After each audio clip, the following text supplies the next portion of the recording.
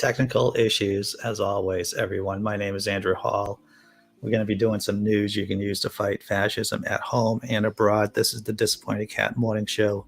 I hope you're all doing well. Let's talk about the strange, sad case of Mubarak Bala. I actually took several minutes this morning trying to figure out how to get my Yankee mouth to pronounce his name properly, and I still have not been successful. It's Mubarak Bala. Let's take a look. Links in the description below, everyone. Nigeria, atheist Mubarak Bala jailed for blaspheming Islam. Look, before we start into the outrageous acts of the Nigerian state against the president of Nigerian humanists, Mubarak Bala, let's take a look. I had to fish around a bit to find out exactly what were the horrible things Mr. Bala actually posted on Facebook that caused him to be arrested and sentenced for all that time. What, 24 years? Let's take a look here and what got him into the trouble bubble. He posted this on his Facebook page. Whoever believes in religion has been duped. If you can't take blasphemy against Islam, criticism of its doctrines, this page is not for you. Bala wrote in another post, I haven't even begun. I guess the ooh is just a emphasis there. And in his Facebook bio, Mubarak said, religion insults human reason and conscience, duped me into believing I have another lifetime. Pretty tame stuff, I would say. And I think most of you who are watching this right now, that is pretty tame material. And when you consider the atheist content, the skeptic content, the humanist content that's produced here in the United States and America and in other countries. But this type of these type of posts got some Muslims in that country to file a complaint. Let's get into the BBC story right here. A Nigerian atheist has been sentenced to 24 years in prison by a high court in the northern state of Kano after being convicted of blaspheming Islam. Mubarak Bala, the 37-year-old president of the Humanist Association of Nigeria, pleaded guilty to all 18 charges and asked for leniency. He's been detained since 2020. A group of Muslims had filed a petition to the authorities accusing Bala of posting uncomplimentary messages about Islam on social media. Kano has a majority Muslim population. It is one of around a dozen states in northern Nigeria where Islamic law is practiced alongside secular laws. That is always, whenever you have religious laws in power, then that's not a recipe for a thriving civilization. That's a symptom of a sick civilization. I don't care if you're in Mississippi, if you're in Tennessee, or if you're in Nigeria. If the community that you're in enforces religious laws, then that is a symptom that you're not advancing as a culture, that your population is more or less miserable, because we know the data, and the data shows that religion flourishes when people are miserable, when people fear for their lives, when people don't know where the next meal is coming, when people feel disempowered. Religiosity is a instinctual response to horrible situations. And I was reading about why he pled guilty. The man was in jail for 2 years already. There was a lot of pressure on him. And so his lawyer suggested that he not plead guilty, but you can feel for the guy. You can feel for Mubarak, because maybe he thought that pleading guilty would get him just get him out of detention at least get him to start serving his sentence. UN human rights experts and international rights groups had condemned his detention and called for his release. Bala renounced his Islamic faith in 2014. He was then reportedly taken to a psychiatric hospital before being discharged. He was arrested in 2020 in neighboring Kaduna State and transferred to Kano, his home state. Nigeria is Africa's most populous country, and most people in its mainly Muslim north and largely Christian south are deeply religious.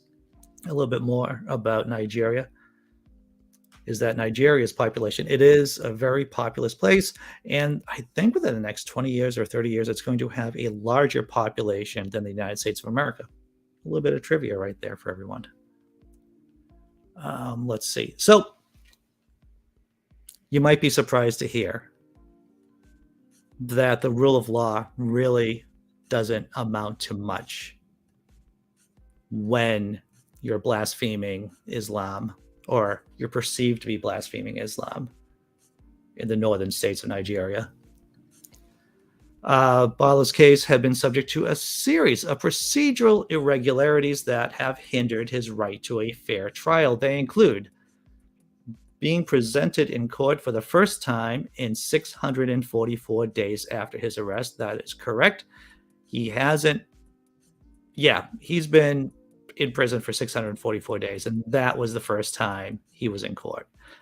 He was denied medical care, held without charges for 462 days, being denied his legal team for more than 5 months. Court hearings have been subjected to repeated adjournments. The Kano State Police Commissioner repeatedly refused to comply with an order issued by the magistrate requiring the police to grant Bala access to his legal team, and the Kano State authorities have failed to comply with a ruling of the Abuja High Court that determined Bala should be released from jail. What would we expect from theocrats? Right? Theocrats don't respect. What would they say? We don't respect the rule of man. We don't respect man's laws. It's funny how Islamic fundamentalists sound a lot like Christian fundamentalists, right? That these people don't respect the rule of law. They don't respect human rights. What they do obey is the voices in their head. I guess that means I can't go to Nigeria, because if I go to Nigeria, maybe I would be thrown in jail too for blaspheming Islam. Dr. Leo Igwe, I'm going to try to pronounce his name like that, Nigerian-born human rights campaigner and board member of Humanist International, reacted to the ruling by saying the humanist community in Nigeria is utterly shocked by the sentencing of Mubarak Bala for blasphemy, quote-unquote blasphemy. It is utterly disgraceful that a court in this 21st century could convict an individual for making innocuous posts on Facebook. Today is a sad day for humanism, human rights, and freedom in Nigeria. The sentencing of Mubarak Bala is a stark violation of the rights to freedom of expression and freedom of religion or belief. We urge the authorities in Nigeria to ensure that this judicial charade does not stand. I'm going to check out the chat and see how all you're doing and see what you have to say about this story. Good morning, everyone. Well, that's right. There are witch hunts in some sections of Africa. Well, it is interesting, Tesla Ranger, that you would say it's the same God, the Christian God and the Islamic Allah being the same deity. Are they? I don't know. Is the Mormon God the same as the Christian God? The same as, they have very different properties. I'll say that. They have very different characteristics. See what else is going on there in the chat. And if you're watching right now on Twitter or on Facebook, you'll see that I'm interacting with people on the YouTube chat. If you want to come on over and join us, There's a link somewhere to the Laughing in Disbelief YouTube channel.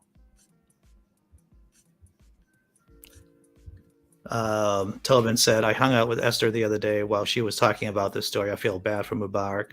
This is something that shouldn't be happening. You're right about that. You're right about that. And that's the thing. We need to talk about stories like that are happening over there, because these are warnings for other countries that aren't under theocratic yoke, right? Like the United States of America. If Republicans, if the Christian fundamentalists gain power, then we would expect the exact same thing. People being arrested, human rights being ignored, the rule of law being abandoned for the rule of one person like Donald J. Trump. That's the real danger here. Good morning, John Christian. I hope you're doing okay. The Ranger says, I lost my internet for a few hours yesterday, just as the live stream was starting. That stinks. I'm sorry to hear that, man. You know, and you gotta, oh yeah, they brand themselves, Blazing, as the same God, right? They're the God of Abraham. That's what they say. Totally different, characteristics. Not totally different characteristics, but you know what I'm saying. The triune God versus the monotheistic God of Islam. All right, we're doing the after party, after show. You got thoughts? You have feelings about what we just covered? Come and join us. The link to be on the panel is in the description below. If you just want to see the show, there's a link to the channel, our sister channel, the Naked Diner podcast channel, and you can just come on over and watch. If that's what you're into, that's weird. I'm making it weird. I'm going to drop a cat video, because this is the Disappointed Cat Morning Show. And then I'm going to throw a thank you video for patrons, YouTube members, people who toss me a couple of shekels every once in a while. And I just want to say that maybe you agree with me. Maybe you don't agree with me. Maybe you love me. Maybe you hate me. Maybe you just want to talk.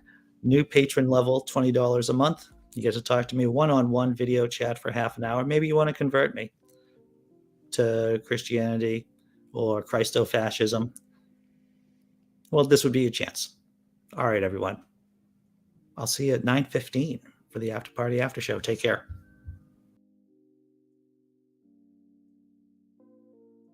Dear Diary, it has been some time since my last entry. The authorities have placed me under near constant surveillance. No doubt they have discovered my plan to eradicate the plants, and this is their revenge. The authorities almost never leave, and if they do so in disguise. It is as I feared. They are thieves, and are most likely responsible for stealing my smelly babies that I bury in my tiny beach for safekeeping. The world is full of cruel surprises.